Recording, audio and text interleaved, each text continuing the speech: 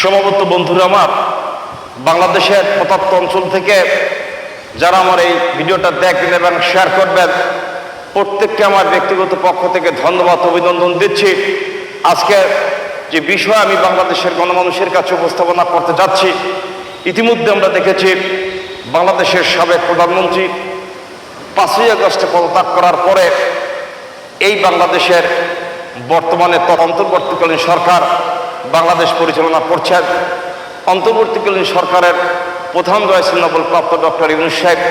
ইতিমধ্যে আমরা চলার পথে এবং পত্রপত্রিকা ও মিডিয়ায় দেখতে পাচ্ছি বাংলাদেশের আনসার বাহিনী এবং গ্রাম পুলিশ এবং শিক্ষকদের একটি শ্রেণী এবং প্রাথমিক বিদ্যালয়ের প্রহরীদের একটি শ্রেণী এবং হাসপাতালের নার্সরাও রয়েছেন, তারা বিভিন্নভাবে আন্দোলন করছেন এই অন্তর্বর্তীকালীন সরকারের কাছে বিভিন্ন দাবি দেওয়া নিয়ে। ঢাকার প্রেস ক্লাবে, সচিবালয়ের সামনে এবং বাংলাদেশ সুপ্রিম কোর্টের সামনেও দেখছি আনসার বাহিনীরা আন্দোলনরত অবস্থায় রয়েছেন। আপনাদের কাছে আমার বক্তব্যটা হচ্ছেন, আজকের এই প্রেক্ষাপটে যারা অন্তর্বর্তীকালীন সরকারের দায়িত্ব রয়েছেন তারা এই বাংলাদেশে প্রথম সরকার চালাচ্ছেন এবং তারা সবেমাত্র একটি রাষ্ট্রে ক্ষমতায় এসেছেন এবং এই রাষ্ট্রের একটি শান্ত শৃঙ্খল পরিবেশ তৈরি করে হয়তো একটি গণতান্ত্রিক পর্যায়ে একটা নির্বাচন দিয়ে তারা বিদায় হয়ে যাবেন।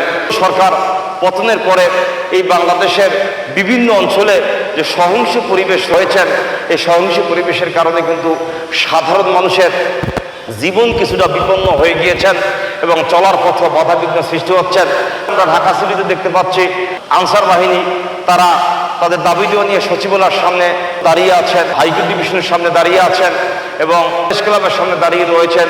বিভিন্ন কর্মজীবী মানুষরা তাদের দাবি দেওয়ার জন্য দাঁড়িয়ে রয়েছেন। কিন্তু আমার তাদের কাছে বক্তব্য রয়েছে, আপনারা এই সরকারকে একটু বসার সুযোগ দেন এবং দেশটাকে একটু কন্ট্রোল করার সুযোগ দেন। দেশের সহিংস পরিবেশ একটু শান্ত করার জন্য সরকারকে সুযোগ দেন। এই সহিংস পরিবেশ শান্ত হওয়ার পূর্বেই যে আন্দোলন সংগ্রাম হচ্ছে তাতে জনজীবন কিছুটা বিঘ্ন হচ্ছে।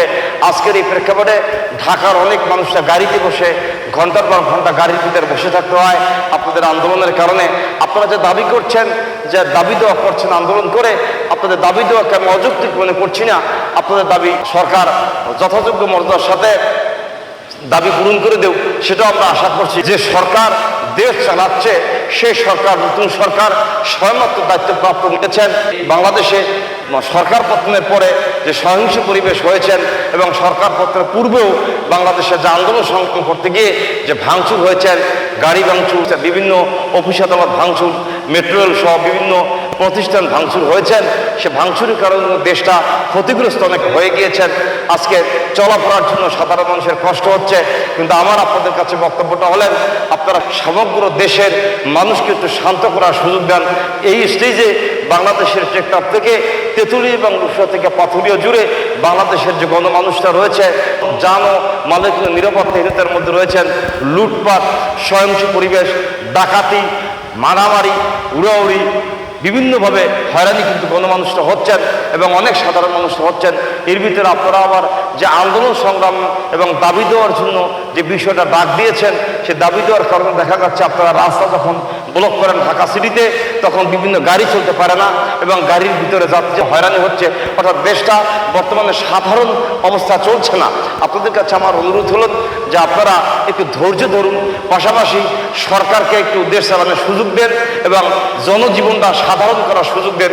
এরপরে আপনারা আপনাদের আন্দোলন করেন এবং পাশাপাশি সরকারকে আমরা বলতে চাচ্ছি যে আপনাদের কোনো রিপ্রেজেন্টেটিভের মাধ্যমে যারা আন্দোলন করছেন, যারা দাবি দেওয়ার জন্য রাস্তায় দাঁড়িয়েছেন, সচিবালয়ের সামনে দাঁড়িয়েছেন, আপনারা দ্রুত সম্ভব সমাধান করার জন্য পদক্ষেপ নেন।